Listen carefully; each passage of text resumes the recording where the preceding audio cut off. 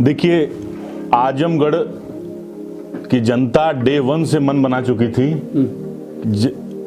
कि इस बार उत्तर प्रदेश की सबसे बड़ी जीत अगर कोई सीट पे होगी तो आजमगढ़ पे होगी। इतना मेहनत कर रहे हैं और अखिलेश जी के बहुत करीबी माने जाते हैं जी। तो क्या गाजीपुर इस बात को लेकर आश्वस्त हो सकती है कि इन फ्यूचर विधायक या सांसद के तौर पे राजकुमार पांडे जी भी समाजवादी पार्टी प्रत्याशी के तौर पे? देखिए, बिल्कुल कोई अपराधी भारतीय जनता पार्टी से ज्यादा अपराधी किसी पार्टी में नहीं है। और समाजवादी पार्टी में पूर्वांचल से आप शुरू करिए और पश्चिमी उत्तर प्रदेश तक चले जाइए, कोई अपराधी नहीं है। गठबंधन अगर जीतती है तो गुंडों का मन बढ़ जाएगा, भ्रष्टाचारियों का मन बढ़ जाएगा, आतंकवादियों का भी मन बढ़ जाएगा। और ये पार्टी ऐसी है, समाजवादी पार्टी, जो आतंकवादियों और गुंडों को प्रोड्यूस करती है। बलिया में सर्व समाज, ब्राह्मण समाज के साथ साथ सर्व समाज 2019 में हुए अपमान का बदला लेने जा रहा है। प्रकाश राजभर जी का चेहरा और उनका बयान आज के डेट में आप देखिए, वो अपने आप को नर्वस और बेबस फील कर रहे हैं। नमस्कार, बहुत बहुत स्वागत है आप सभी लोगों का शिवम में। 1 जून को गाजीपुर में मतदान होना है, जिसकी तैयारी हर पार्टी के बड़े नेता बहुत बड़े स्तर पे कर रहे हैं। योगी जी भी आ गए, मोदी जी भी आ गए, अखिलेश जी भी आज आ रहे हैं और बसपा की सुप्रीमो कुमारी मायावती जी भी आने वाली हैं। अब इसी दौरान मेरी मुलाकात समाजवादी पार्टी के कद्दावर नेता राजकुमार पांडे जी से हुई, जिनकी जिम्मेदारी आजमगढ़, गाजीपुर और बलिया की है।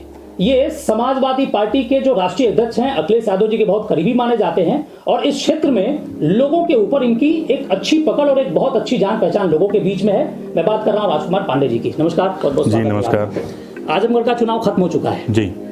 धर्मेंद्र यादव अखिलेश जी के परिवार के उनके छोटे भाई लड़ रहे थे। बिल्कुल। वहां पे क्या ईवीएम में पैक हुआ है? देखिए, आजमगढ़ की जनता डे वन से मन बना चुकी थी कि इस बार उत्तर प्रदेश की सबसे बड़ी जीत अगर कोई सीट पे होगी तो आजमगढ़ पे होगी। इस बार आजमगढ़ की जनता एक तरफा समाजवादी पार्टी के पक्ष में वोट किया है, सर्व समाज। और आजमगढ़ ही नहीं, पूरा प्रदेश इस बार समाजवादी पार्टी के साथ खड़ा है। योगी जी कल सैदपुर में आए थे टाउन सेंटर कॉलेज में। हाँ। उन्होंने कहा कि समाजवादी पार्टी अगर जीतती है, इंडी गठबंधन अगर जीतती है तो गुंडों का मन बढ़ जाएगा, भ्रष्टाचारियों का मन बढ़ जाएगा, आतंकवादियों का भी मन बढ़ जाएगा। और ये पार्टी ऐसी है, समाजवादी पार्टी, जो आतंकवादियों और गुंडों को प्रोड्यूस करती है। देखिए, उन्होंने किस लिए बयान दिया, इस पर वो क्या सफाई जनता के बीच पेश करना चाहते हैं, इस पर मैं कोई प्रतिक्रिया नहीं दूंगा। मगर समाज का हर वर्ग यह जान चुका है कि अपराधियों की पार्टी कौन सी है, कौन सी पार्टी वॉशिंग मशीन का काम कर रही है। कोई अपराधी भारतीय जनता पार्टी से ज्यादा अपराधी किसी पार्टी में नहीं है। और समाजवादी पार्टी में पूर्वांचल से आप शुरू करिए और पश्चिमी उत्तर प्रदेश तक चले जाइए, कोई अपराधी नहीं है। सब लोग सेकुलरिज्म की पॉलिटिक्स करने वाले, समाज की अंतिम पंक्ति की लड़ाई अपनी लड़ाई समझ के लड़ने वाले नेता हैं। अच्छा, गाजीपुर और बलिया में अभी चुनाव होना बाकी है। सनातन पांडे जी हैं नीरज शेखर के खिलाफ। हाँ। और यहाँ पे पारसनाथ राय जी के खिलाफ है अफजाल अंसारी जी। तो इन दोनों सीटों पे 1 तारीख को क्या होने की संभावना है?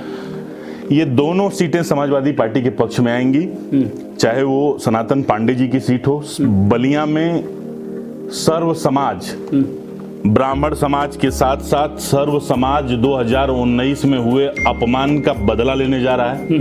लोकतंत्र की जो हत्या की गई थी उसका बदला लेने जा रहा है। इसलिए सनातन पांडे जी कम से कम 1.5 से 2 लाख वोटों से चुनाव जीतने का काम करेंगे।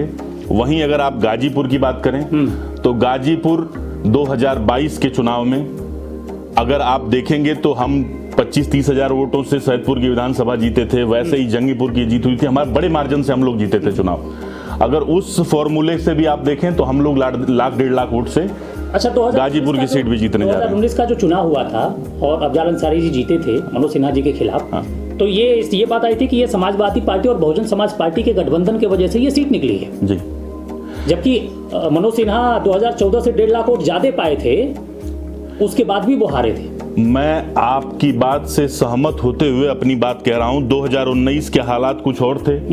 2022 में सभी पार्टियां अलग अलग विधानसभा का चुनाव लड़ी। बहुजन समाज पार्टी अलग लड़ी, समाजवादी पार्टी अलग लड़ी और भारतीय जनता पार्टी अलग लड़ी। उसके बाद भी भारतीय जनता पार्टी का खाता खुलना भारी हो गया और हम लोग जो सीट जीतने का काम किए, चाहे वो जमनिया की सीट रही हो, चाहे वो जंगीपुर की सीट रही हो, बहुत, चाहे सैदपुर की सीट रही हो, बड़े मार्जिन से जीते।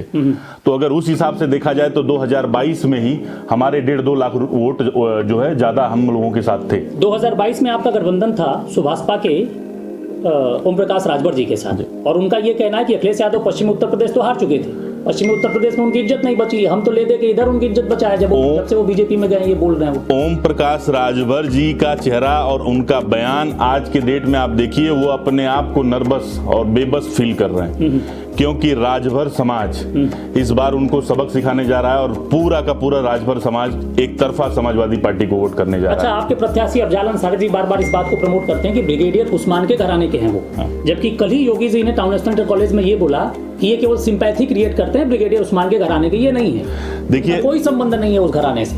हो सकता है कोई संस्था लगा के बाबा जांच कराए हों और उसमें उनके पास आया हो, मगर अगर कोई व्यक्ति कह रहा है कि वो उनके परिवार से है तो उसका क्रेडिट ले रहा है, ऐसा हो सकता है भारतीय जनता पार्टी का मानना हो। मगर हम लोग जानते हैं कि अफजाल अंसारी साहब एक अच्छे नेता हैं। उन्होंने कम्युनिस्ट के टाइम से राजनीति की है, कम्युनिस्ट के टाइम से वो जनता की सेवा करते रहे हैं और चुनाव जीतते रहे हैं। कई बार वो एमएलए रहे, एमपी रहे, तो उनकी सर्व समाज में एक अलग पहचान है। तो उनका अपना व्यक्तिगत एक चेहरा आज की डेट में बन चुका है। वो किसी, ऐसा नहीं है कि किसी के फेस पे वोट की अपील कर रहे हैं। अच्छा, आप इतना मेहनत कर रहे हैं और अखिलेश जी के बहुत करीबी माने जाते हैं जी, तो क्या गाजीपुर इस बात को लेकर आश्वस्त हो सकती है कि इन फ्यूचर विधायक या सांसद के तौर पे राजकुमार पांडे जी भी समाजवादी पार्टी प्रत्याशी के तौर पे? देखिए, बिल्कुल इसमें कोई शक नहीं है कि हम लोग समाजवादी पार्टी से या अपने नेता के नेतृत्व पर हमें विश्वास है और हमें जरूर मौका देगी पार्टी, और जब मौका पार्टी जो भी जिम्मेदारी देगी उसको निर्वहन करने का काम किया जाएगा, मजबूती से चुनाव लड़ा जाएगा और जीता भी जाएगा और जनता की सेवा की जाएगी। अच्छा, आप सुन रहे थे हमारे बीच समाजवादी पार्टी के कद्दावर नेता, युवा नेता, जिनकी पैठ गाजीपुर के क्षेत्र में बहुत अच्छी है लोगों के बीच में, और आप समाजवादी पार्टी को मजबूत करने के लिए सुबह से शाम तक लगे रहते हैं। समाजवादी पार्टी ने इनको जिम्मेदारी भी दी थी आजमगढ़, बलिया और गाजीपुर की। तो आजमगढ़ में चुनाव हो चुका है।